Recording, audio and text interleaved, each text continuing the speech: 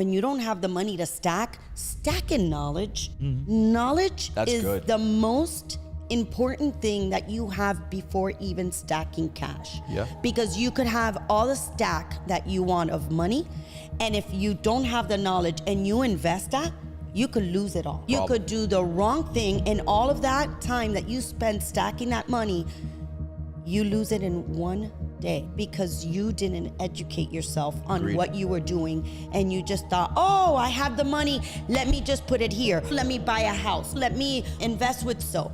And you don't even know what you're investing in. Yep. You don't know what you don't know. And we did this. I'm not gonna say, listen, we were one of those. Back in the day, we were one of those. In 2004 to 2008, we almost lost all of our fortune because we didn't get knowledge on real estate. Let's talk about that, because I know a little bit about the story, but okay. So you guys, just let's backtrack here for a second. So from 01 to 04, you had 3 years of good growth. And at this point, Bobby and I are stacking. All of our money we're making with BHG, we're stacking, because since day one that Bobby and I met, we always talked about real estate. We just didn't have the money. Sure. We thought that only if you could only do it with money. We didn't know about all this, no money down or buying or owner financing. We didn't know. Again, knowledge, right? We didn't know. So we were stacking. In 2004, we had the opportunity. Back then, it was condo conversion. So we were brought. What could go wrong? What could go wrong? In South Florida. We had the perfect storm. We had the cash. We had the connection with all the banks that we had from BHG. Yeah. And we had gotten an opportunity from a big team that was doing condo conversion all over Florida. So we're like, what a perfect opportunity. Right. We have everything we need. Let's follow the leader. But we followed the leader without really getting knowledge on what condo conversion was. We just knew you buy a building, you individually sell these units that were apartment buildings. Now each unit gets sold. That's all we knew. Right. When we get involved in this, number one, we didn't know that you had to vacate everybody.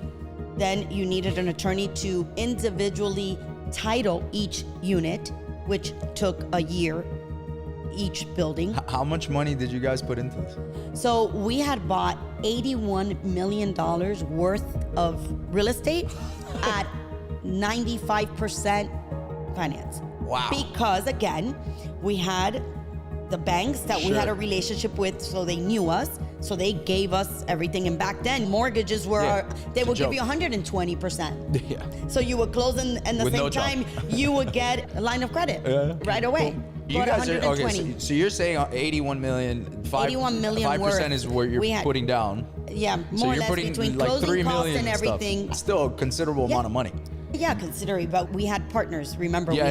So we were all, Eric, Al, Bobby, ourselves, and so you guys all got in on the board. Oh, we all went into it like a company, like a BHG Realty. Created a real estate division of BHG. The one thing I talk a lot about is shiny objects and shiny object syndrome, which is a real thing for entrepreneurs. 100%. I think we've all experienced it as an entrepreneur. This is a really good example. It sounds like a shiny object, like a really big shiny object. Understanding that knowledge is so important. So we follow the leader. We're all excited. We're like, real estate, because all we knew was that everybody that was in real estate was a millionaire. This is where we want to go. We didn't know what type of real estate we were really doing. We said condo conversion. We don't even know what that is, but hey, how can you lose in real estate? What a jump. You can't lose in real estate. Everybody told us real estate is a safe place to put your money. So we believed them, but we didn't do any research. So what happens in 2006? The world starts crashing. We're still under getting all of these buildings titled individually. Oh my God. Okay. We get hurricanes. We got 2 or 3 hurricanes that year. And they went through where we had these buildings. Knowledge, again, here's another knowledge. We had allowed the team we were following to put the insurance on these buildings. Oh no. Wrong type of insurance. Oh my God. When this hurricane came, we had 2 buildings that got completely destroyed. When the insurance adjusters come, they're like, you didn't have flood, oh, you didn't have this kind of wind, and you didn't have this. The building is condemned. We can't, nobody can live there. Oh my God. We don't have the insurance money. we don't have any more money because we're leveraged to the hill, and the world's crashing. What a trifecta.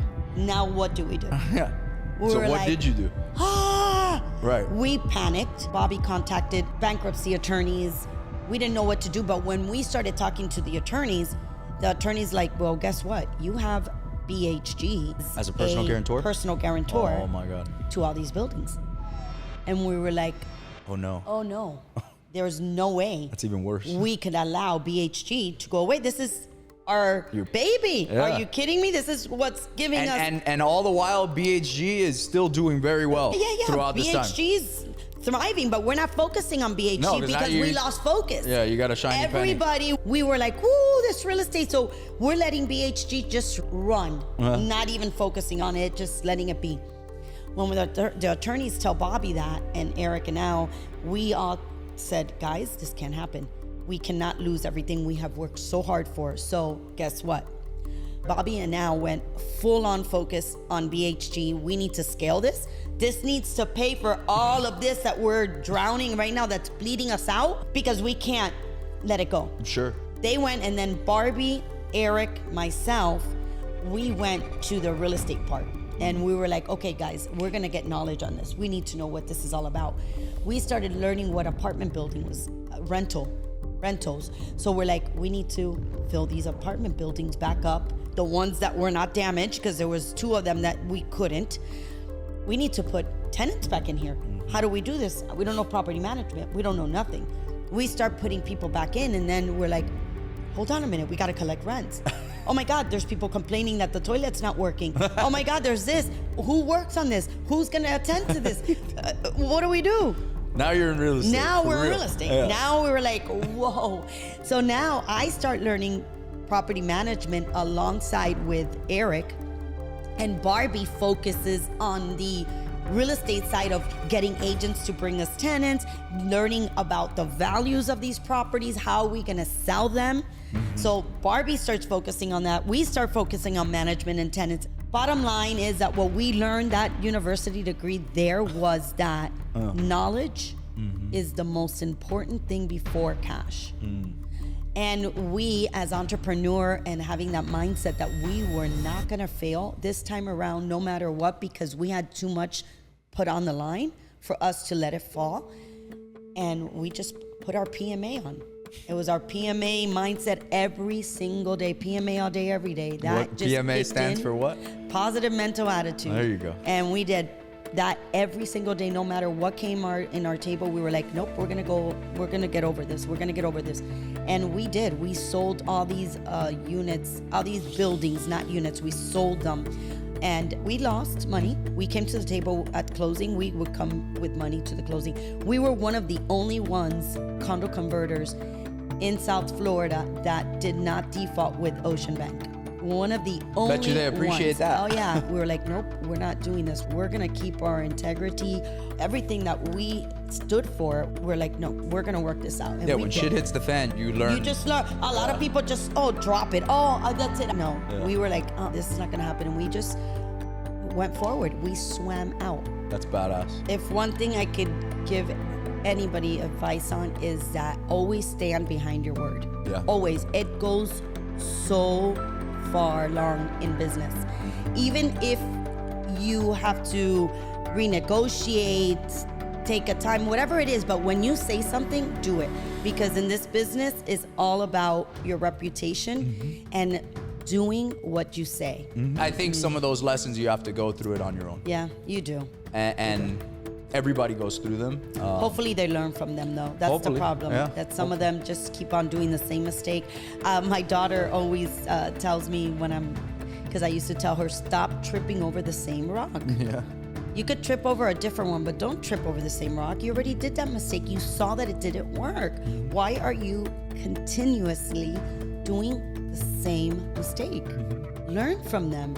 Take those mistakes and make them be your bright future. I'm sure number of lessons learned there. 100% what we learned from there. From there, we were able to create, in 2011, ORTSAC, which is ORTSAC Capital today. right now, everybody, you know, well, we have about $750 million worth of real estate. Say that one more time. How much real estate? Hold on. What's the portfolio value at?